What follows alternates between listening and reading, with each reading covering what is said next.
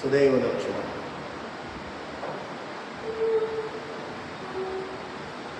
प्रत्येकाचे स्वरूप जे आहे ते देवरूपच आहे. परंतु मी जे आहे कल्पना, प्रत्येकाची कल्पना काय आहे? हा देह म्हणजे मी आहे. या कल्पनेमुळे देव पण डोकले गेले. सर्वांचे स्वरूप आत्मा आहे. आत्मा तोच परमात्मा, तोच जगदात्मा, तोच जगदीश्वर, ईश्वर देव. म्हणून निसर्गदत्त महाराज म्हणाले, तुझ्या ठिकाणी असणारी जी चेतना आहे, जाणीव आहे, त्याचा जाणतात त्याच्या आधी असलेला की त्याची मुसुक तो आत्मा परमात्मा तू आहेस. त्याच्याशिवाय अन्य कोणी देव नाही, ईश्वर नाही, असं त्यांचं म्हणणं होतं. परंतु वासनेमुळे जन्म झाला. वासना कशाची? या जगातलं सुख 10 इंद्रियाने भोगण्याची. दशेंद्रियाचा देह आहे, तर 10 तोंड आहे, 10 तोंडाने सुख भोगू इच्छितो. आणि मग त्या सुखाच्या मागे लागल्यामुळे अनेक चुकीची कर्म करतो. अज्ञान दशा प्राप्त होते, चुकीची कर्म करतो आणि दुःख भोगायला लागतं. आणि मग अचानक काळाचा घाला पडतो, देह निघून जातो. ती वासना पूर्ण जन्माला येते. पण प्रत्येक वेळी मनुष्य देह मिळेल असं नाही. 84 लक्ष जीवनी फिरल्यानंतर हा मनुष्य देह प्राप्त होतो. तो सुद्धा पूर्वसंचितामुळे. पहिल्या जन्मात काहीतरी पुण्य केलं असेल तर मनुष्य जन्म प्राप्त होतो. हा जो मनुष्य जन्म आहे, त्या देहाचा जर योग्य प्रकारे वापर केला तर मोक्षाचा अधिकारी होतो.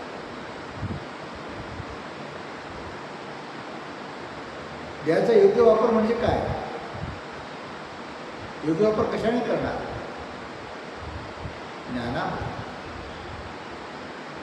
ज्ञान पाहिजे. ज्ञानाशिवाय अज्ञान आहे. अज्ञान आहे तिथे दुःख आहे, क्लेश आहे, भीती आहे, संभ्रम आहे, स्वार्थ आहे, लोभ मोह आहे, काम, क्रोध, अहंकार, अहंकार, पदमस्तक. सर्व मायेचे भक्त आहेत. माया अज्ञान आहे. अज्ञानात केलेले कर्म सफल झाले तरी ती सफलता खोटी, फसवी, दुःखदायक देणार. कारण जे काय मिळवायला जातो आहे ते सुद्धा माया आहे.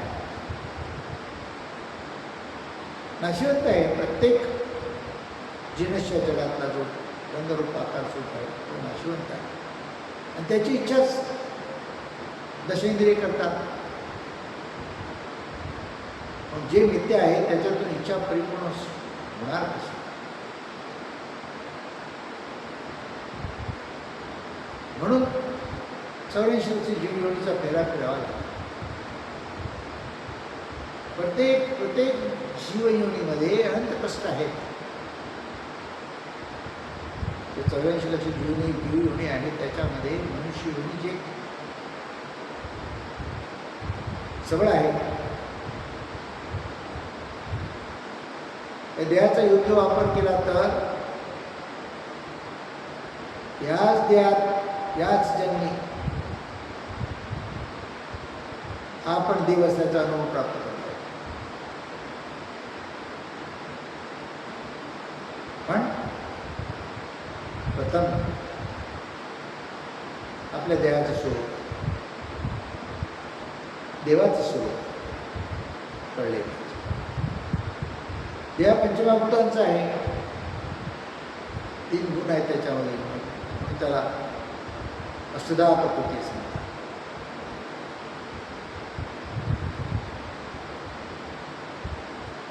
तो त्या देहाला नाव दिलं आईवडिलांनी म्हणून आपण ते नावाच्या ओळखीने या देहाला ओळखतो आणि आपण हा देह असल्याची कल्पना करतो. वास्तविक पाहता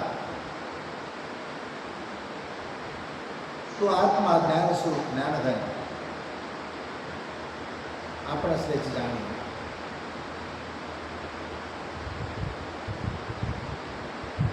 त्याच्याशिवाय त्या चैतन्याशिवाय या देहाला काही महत्व नाही.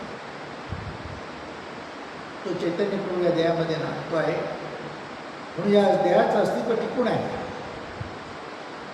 परंतु तुझा आहे तुझ्यापाशी कधी तू जागा चुकलास. ते ईश्वरी स्वरूप परमात्मा स्वरूप आपले निज स्वरूप आपल्याच पाशी असताना देव बाहेर शोधला जातो.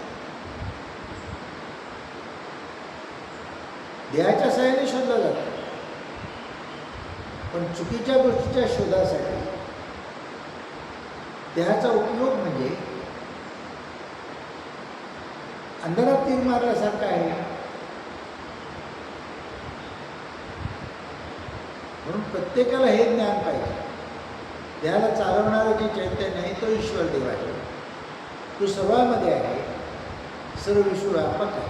सर्व चराचर घडून आहे. त्याचे स्वरूप काय आहे? ज्ञान आणि शक्ती. शिवशक्ती म्हटले का? ज्ञान आणि शक्ती त्यालाच आत्मा म्हटलेला आहे. तो आत्मा जाणीवेच्या स्वरूपात या देहामध्ये वावरतो.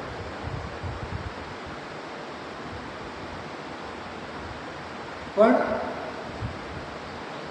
देहाची चुकीची ओळख, जगाची चुकीची ओळख, त्याच्यामध्ये अज्ञानाचा अभाव, ज्ञानाचा अभाव, त्याच्यामध्ये ज्ञानाचा अभाव, अज्ञानाचा प्रभाव आणि म्हणून चुकीची कर्मे त्याच्यापासून दूर. ज्ञानस्वरूप आत्मा परमात्मा ईश्वर देव आपल्या ठिकाणी असून सुद्धा निधी आहे कल्पनेमुळे आपण देव बाहेर शोधतो. म्हणून ते चैतन्य स्वरूप आत्मारामाला जो आपल्या अंतर्यामी स्थित आहे त्याला ओळखलं पाहिजे. त्याला ओळखणं म्हणजे काय? त्याला रंगरूप आकार नाही आहे.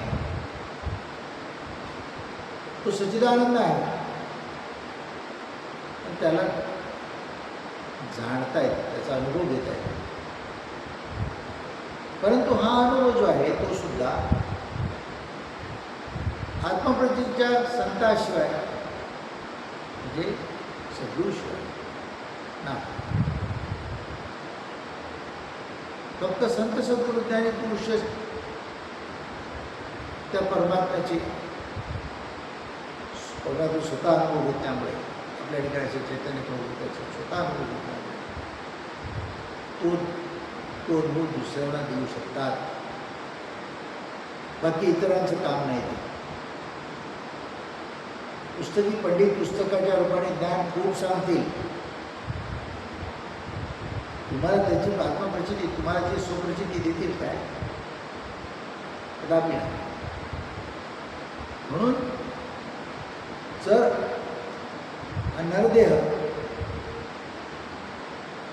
ते ईश्वरी स्वरूप आहे, त्याच्या आतच चैतन्य असलेलं आहे, हे ज्ञान पाहिजे असेल तर संतांना शरण गेले पाहिजे. त्याने सांगितल्यामुळे साधन भक्ती केली पाहिजे, तेव्हा आत्मप्रचिती केली. म्हणून त्याला भक्ती पाहिजे. भक्तीशिवाय ज्ञान नाही. भक्ती कशी पाहिजे? विवेक. विवेक नाही तर सार ओळखता येत नाही. नीती आणि तिची जाण होत नाही. शाश्वत अशाश्वत ओळखता येत.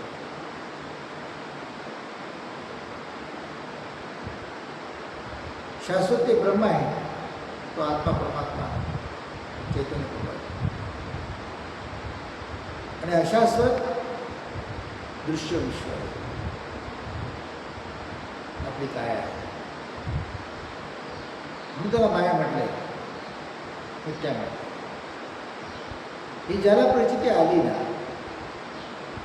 तो बरोबर अलिप्त होतो. त्याची कर्मे शुभ होतात, त्याचे आचार विचार पवित्र होतात आणि त्याच्यातून शुभ कर्मेच घडतात. सदैव तो सच्चिदानंद स्वरूपाचा अनुभव होतो. मग प्रत्येकाच्या जीवनात सद्गुरू पाहिजे, भक्ती पाहिजे. त्या योगेच नराचा नारायण होता.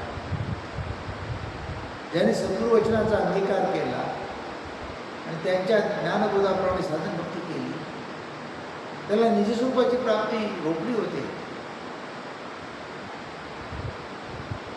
पण अज्ञान दशेमध्ये जे मिथ्य आहे त्याला सत्य म्हणून वळत बसला तर त्यातून कधी निसटेल आणि दैन्यावस्था कधी होईल आणि त्याच्यातून मृत्यू कधी येईल सांगता येईल.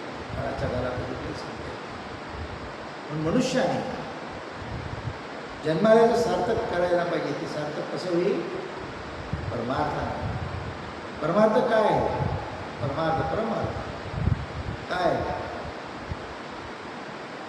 स्वस्वरूपाची ओळख. आपल्या ठिकाणी असणारा चैतन्य आत्मा तोच ईश्वर देव आहे, परमात्मा. त्याची ओळख. देह मिथ्या आहे, जग मिथ्या आहे कळले तर शिल्लक काय होणार? एकच सच्चिदानंद स्वरूप. ती जाणीव स्वरूपाने अनुभवता येते आणि ती किमया फक्त सद्गुरूच घडू शकतात. म्हणून जीवनामध्ये सत्संग पाहिजे, सद्गुरू सुवास पाहिजे, त्यांच्या मुखातून ज्ञानबोध ऐकला पाहिजे. आपोआपच आपल्याला आपल्या निजस्वरूपाची प्राप्ती होईल आणि जीवनामध्ये आनंद येईल.